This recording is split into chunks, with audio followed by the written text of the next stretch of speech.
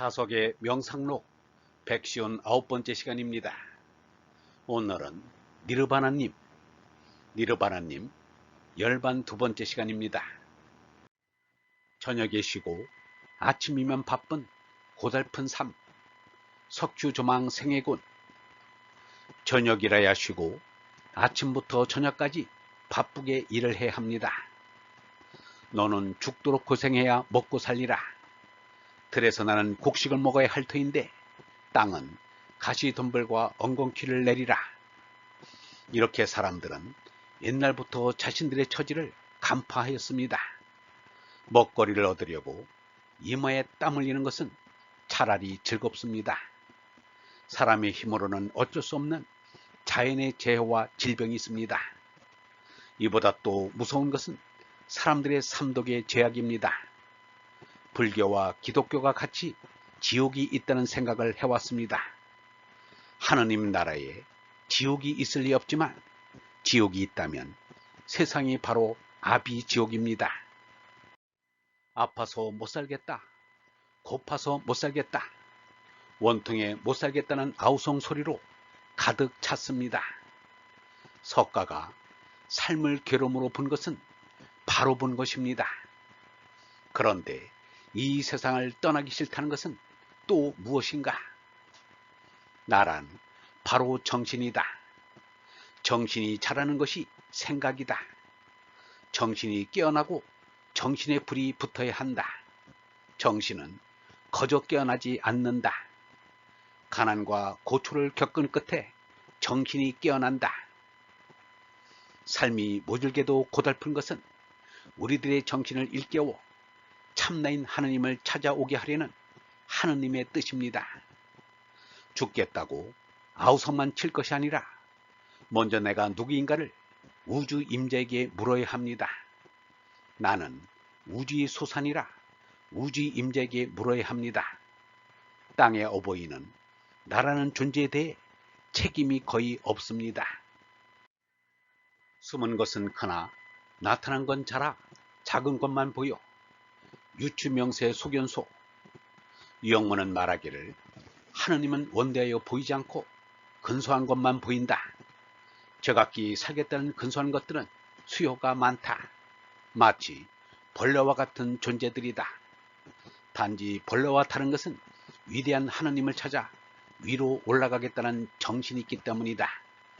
위로 올라가겠다는 정신이 없으면 우리는 벌레와 같다. 우리는 머리 위에 존중한 이민 하느님을 이고 괴로운 인생길을 이겨나가야 한다. 이 명령이 우리의 목숨이다. 역사를 보면 우리의 조상들은 이것을 쫓아가다가 도중에 그만둔 것 같다. 그러나 우리는 다시 이어 끝까지 쫓아가야 한다라고 하였습니다. 눈에 보이는 것은 다 보잘것없는 거짓입니다. 눈에 보이지 않는 것이 거룩한 참님입니다. 그런데 사람들은 눈에 보이는 거짓 것에 홀려 눈에 안 보이는 참님을 모르고 있습니다. 이 사실을 바로 알자는 것입니다. 옛 임그려 애달피우니 거룩한 탄식이라. 통곡구인 성탄식. 예수를 비롯하여 간디에 이르기까지 몸나를 버리고 얼나로 살았던 옛 임들을 생각하면 통곡이라도 하고 싶도록 그립습니다. 유학자 유승국이 유영무에게 말하기를 공자 맹자 유수 석가가 겪은 죽음이라면 저도 기꺼이 죽을 수 있을 것 같습니다 라고 하였습니다. 유영무는 유승국의 그 말을 기뻐하여 이 사람에게 그 말을 들려주었습니다. 통곡고인 성탄식엔 숨은 얘기가 있습니다. 유영무가 말하기를 김성탄이라는 사람은 수호지, 삼국지 등을 이상스럽게 주석을 낸 사람이다. 서상기라는 책의 서문에 나는 나왔습니다. 나는 마음이 있으니까 나를 압니다. 나라는 생각은 이 순간순간을 살고 있습니다 라고 썼다.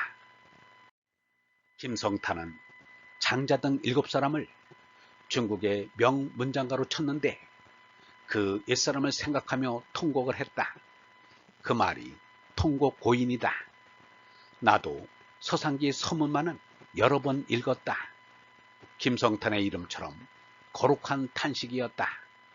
서상기는 위당이 읽어보라면서 그 책을 주었다 라고 하였습니다. 유영모가 서상기를 서문만 여러 번 읽었다고 하면서 본문에 대해서 전혀 말이 없었던 것은 까닭이 있습니다. 서상기는 중국의 고전에 속하지만 중국의 춘향전이라 할 수 있는 연애 소설인 것입니다. 빚진 이제나 가볍게 비웃어진다. 책임 그마 쾌조소. 우리의 몸은 흙으로 빚어져 우리는 땅에 빚을 진 것입니다. 그래서 언젠가 반드시 빚덩이 몸을 땅에 돌려주어야 합니다. 유영모는 이렇게 말하였습니다. 우리의 몸뚱이란 땅에서 꼬온 것이요 빚진 것이다. 시간 공간에 빚진 것을 마지막 때에 털어버리는 것이 송장되어 들어 눕는 거다. 시간 공간에 빚진 속박에서 벗어나는 것이다.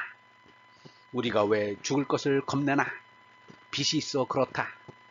빚이란 곧 죄다. 빚을 다 갚아버리고 원대한 한 해에 참여하면 군색할 것 하나 없다. 원대한 한 해에 합쳐지는 것이 온전하게 되는 것이다. 예수가 아버지의 온전하심과 같이 너희도 온전하라고 하였다. 이 제나란 빚덩어리 짐승이라 못난 놈입니다. 비웃을 수밖에 체념할 수밖에 없습니다. 유영모는 말하기를 우리가 이 세상에 나왔다는 것은 못에 가졌다는 말이다. 이 세상에 나온 것은 참 못난 것이다. 물질에 갇혀 있으면 참 못난 짓이다. 이 틀 쓴 것을 벗어버리기 전에는 못난 것이다. 내 말은 마지막에는 빔을 말하는 것이다. 빔 아니면 안 된다 라고 하였습니다. 빚덩이 짐승인 몸뚱이 뒤집어 쓰고도 잘난 체 하는 이가 있다면 참으로 비웃음을 당할 못난 사람입니다. 얼번 여러분, 하느님의 나라에 지옥이 있을 리 없지만 지옥이 있다면 세상이 바로 아비지옥입니다. 석가가 삶을 괴로움으로 본 것은 바로 본 것입니다. 나란 바로 정신입니다. 정신이 자라는 것이 생각입니다. 정신이 깨어나고 정신의 불이 붙어야 합니다. 정신은 거저 깨어나지 않습니다. 가난과 고초를 겪은 끝에 정신이 깨어납니다. 삶이 모질게도 고달픈 것은 우리들의 정신을 일깨워 참나인 하느님을 찾아오게 하려는 하느님의 뜻입니다. 위로 올라가겠다는 정신이 없으면 우리는 벌레와 같습니다. 눈에 보이는 것은 다 보잘것없는 거짓입니다. 눈에 보이지 않는 것이 거룩한 참님입니다. 우리의 몸뚱이란 땅에서 꼰 곳이요 빚진 것입니다. 빚이란 곧 죄입니다.